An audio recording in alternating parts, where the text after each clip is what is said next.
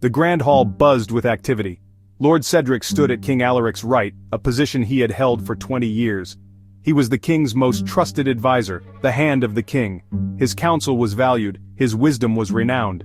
But beneath his composed exterior, resentment festered. Cedric had served Alaric's father, the old king. He had guided the kingdom through turbulent times. Yet when the old king died, the throne had passed to Alaric, a boy barely a man. Cedric had felt the sting of injustice. He had earned the throne, it should have been his. Years passed. Cedric served loyally, but the old wound remained. He watched as Alaric, guided by his youthful idealism, made decisions that Cedric considered reckless. The kingdom, Cedric believed, was heading towards ruin, and it was all Alaric's fault. Cedric was born a scholar, not a warrior. His battlefield was the library, his weapons, words, and knowledge. He had spent countless hours studying history, strategy, and the art of war. He knew the intricacies of power. He understood the delicate dance of alliances and betrayals.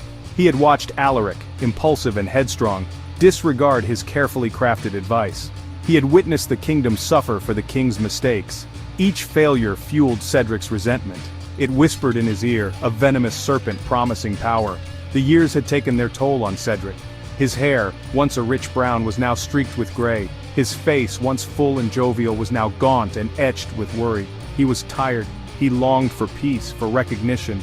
But most of all, he craved the power he believed was rightfully his.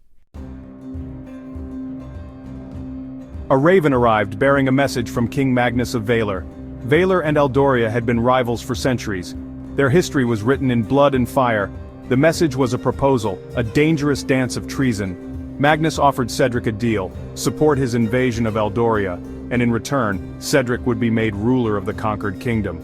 It was a treacherous offer, a betrayal of everything Cedric had once held dear, but the serpent's whisper was too seductive to ignore. The thought of Eldoria, his homeland, falling to Valor filled Cedric with guilt, but the thought of finally claiming the throne, of shaping the kingdom according to his vision, was too tempting. In the silence of his study, Cedric made his choice. He would betray his king, his kingdom, for a chance at the power he craved.